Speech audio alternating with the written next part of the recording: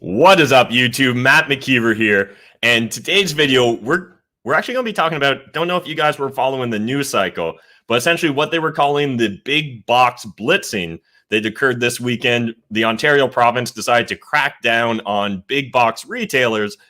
Another way of thinking of this is just, from my perspective as a small entrepreneur, a small business owner, it's really cool to be able to see the big box retailers having to play the same game that all us small entrepreneurs have been playing, which is every day just checking and seeing, is it legal to run my business? It's a really fun game that, every entrepreneur just absolutely enjoys.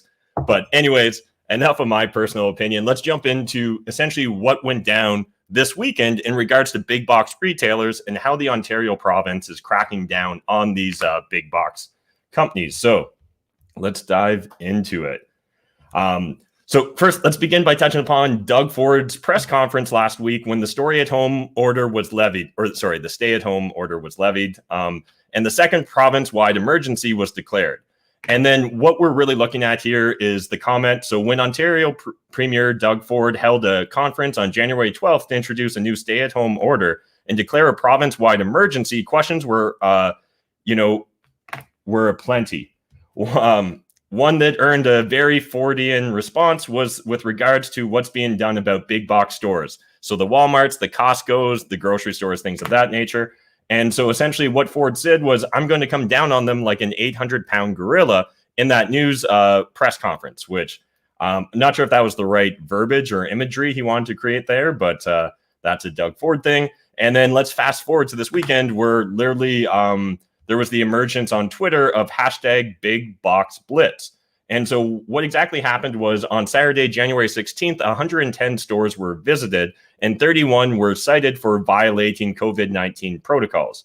And so essentially this is all done by the Ontario Ministry of Labor, Training and Skills Development. And so they had 50 inspectors go out over this weekend to go look at those big box stores in Toronto, Hamilton, and surrounding municipalities. I'm actually just kind of doing my mental math here now, but 50 inspectors to look at 110 stores. Does that mean each inspector only went and looked at 2 stores? That's kind of interesting. I'd love to hear your thoughts in the comment section. Does that math add up that it would take 50 inspectors to go look at 110 stores as well? I wonder if the reason that they took so long at those stores was because they were really looking to find infractions. Now, all this is just me kind of throwing out some hypothesis there, but I'd love to hear your thoughts and your comments in the comment section of this video as well. And so in total, there were 11 formal warnings issued, and that resulted in 11 tickets. And so there was actually 5 big box corporations that were fined for failing to keep workers and customers safe. And on January 17th, 5 more stores also were found to be breaking protocols. So that was on the Sunday.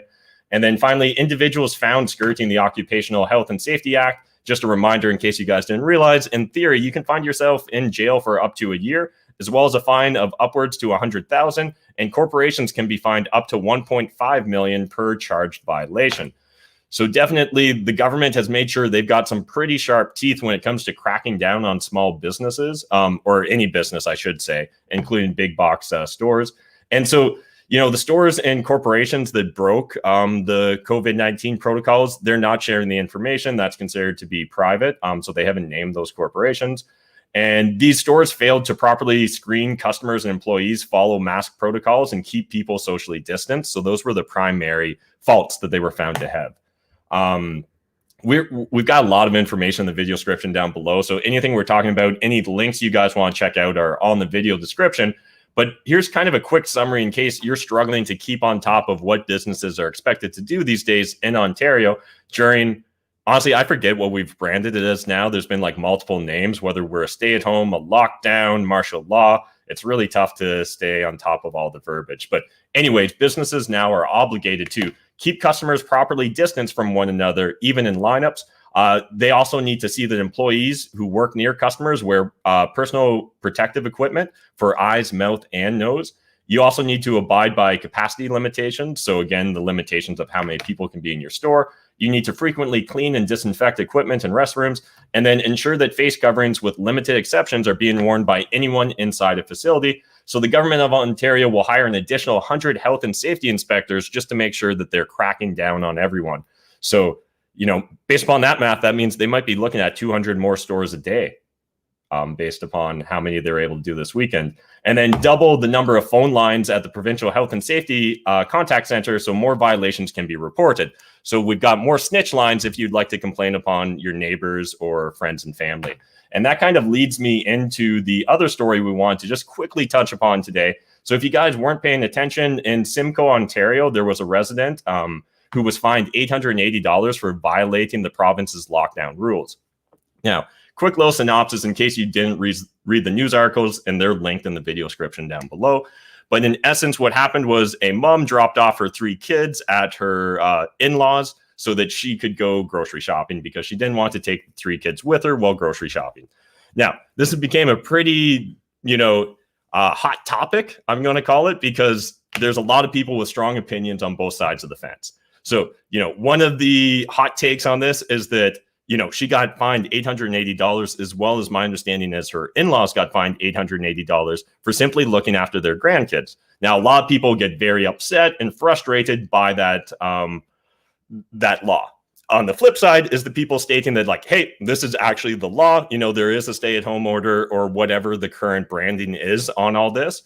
And so, I don't have the answer, but I'd love to hear what your version of the answer is in the comment section. Did you hear this news story? Do you support it? Would you have called, if you were her neighbor or the in-laws neighbors, would you have called a hotline and reported your neighbors for not social distancing, for having people over? And one of the critiques that a lot of the people that believe that, yes, she should have been fined are making is simply the fact that technically since like December 26th, this has been the case. So it's not even the fact that we just rolled out those new rules. These new rules have really just got sharper teeth than what they had before, and even more specific and explicit in regards to what's expected of us as citizens. So again, I would love to hear your perspective. Like a lot of things when it comes to COVID-19, social distancing, quarantine, and all those factors, I think it's important to understand this is a dynamic situation. The facts on the ground are constantly being updated, and politicians and leaders are hopefully trying to do the best with the information they're provided. Now, for me personally, I think one of the biggest frustrations is the lack of clarity and the lack of just openness in regards to owning a situation. Hey, we've discovered that facts are changing, and because of those facts, we now want to do X, Y, Z. Or when they decide to pivot a method, not really explaining the logic and what our perceived benefits are from it. Far too often, it's simply, this is the new rules and you have to take it. I think that's what I personally find the most frustrating about all this. Now, again, I'm not looking for anyone to self-incriminate, but I'd love to hear theoretically, are you theoretically abiding by all the rules and regulations, or are you actually interacting with individuals outside of your personal household on a regular basis while we're in this lockdown? I'd love to hear your thoughts, your opinions. That's really what this show is all about. Before we wrap up here, I'm going to quickly check out the comments. Really appreciate every one of you that are jumping in the comments, sharing your perspective as well. I'd love your feedback on this. This is a new show, so if you're enjoying this, make sure you smash that like button. Hit subscribe if you're new to my channel, because we're doing these lives every day around 12:15-ish, and we're actually going to be doing a lot more of them. But let's quickly check out what's going on here in the comments. In my opinion, these rules shouldn't be even in place. Making a crime to be social, just not right. I can certainly appreciate that perspective. That's not a good thing. He's got to lose some weight to reach 800 pounds. I think that's a ref to Doug Ford. And what's the best place around Toronto to invest in?